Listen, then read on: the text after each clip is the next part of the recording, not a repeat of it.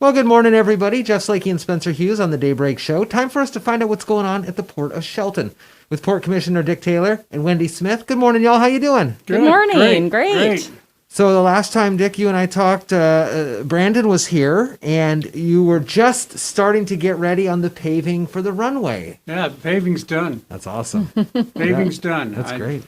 Essentially, that's the major portion of the project. But so we've got to stripe it, and I think the 4th was the scheduled date for the finish of that. Man. And we'll see. Yeah. They're still hoping they had to. The paving had to be a little bit delayed because of the rain last week, but when they got going, they got after it, and man, just looks good. You know, it's just amazing to drive out there and see. When Brandon and Dick were here, Wendy, after the interview, we were just kind of talking and just kind of how in depth it is. There's so much engineering and science behind this thing. It's pretty cool. It is cool. Yeah. You know, it's just not pouring asphalt and driving. Yeah.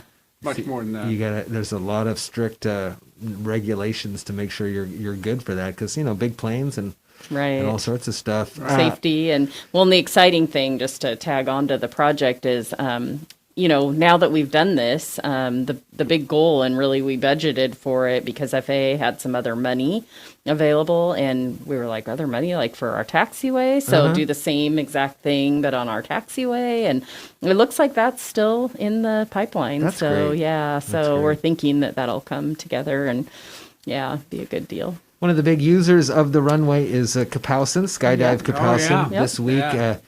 The David Blaine brought forth more imagination and wonder as he was trying to float around with holding onto a bunch of balloons. A lot of the training happened at the Port of Shelton. And once again, Skydive Kapowsin is right there on that upper echelon of the world-leading skydivers. For sure. Right there. The Red Bull deal with, jumping from space into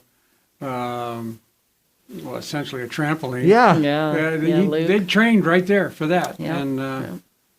And Luke was, he's what, a cousin of... nephew, I think, of nephew, Jesse. Of Jesse, but it's all family related. And the company has been a good company for us. When they came here, they brought 13 families with them. And that's expanded, and they all bought homes. And that's expanded since they've been here. So, they're a good partner and a good tenant for us. It's a great... And they're expanding their operation. They're building a hangar right now as we speak. It's just really great to have.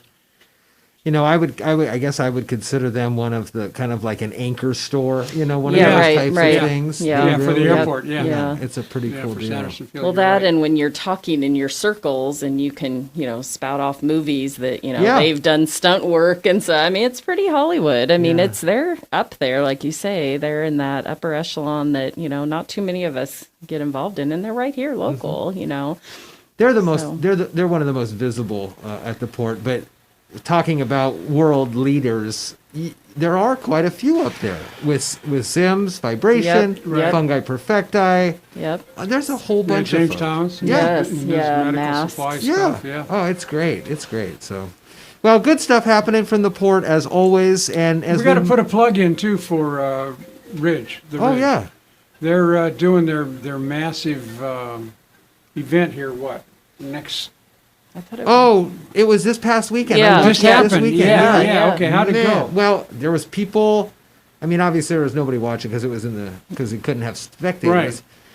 But from what I saw, the racing was awesome. But then what I saw, the ancillary shots of Shelton, and it looked great. Nice. Good. It was a great thing. So that's that's a good anchor to have in our community. Yeah, as well.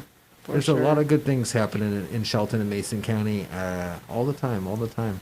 What's happening as we move into the fall? You got to get the striping done, as we talked about for that. But the big thing is going to be it's coming budget time. Yes. Budget and audit, both. Yeah. We'll have our audit, and audits this year look a little different than we're used to. They don't actually come out on site and sit in your office. They do everything off site. So they'll ask for certain documents, and we'll have to box up our originals, which is never very fun. We always kind of get a little nervous I to bet. send originals out the door of anything.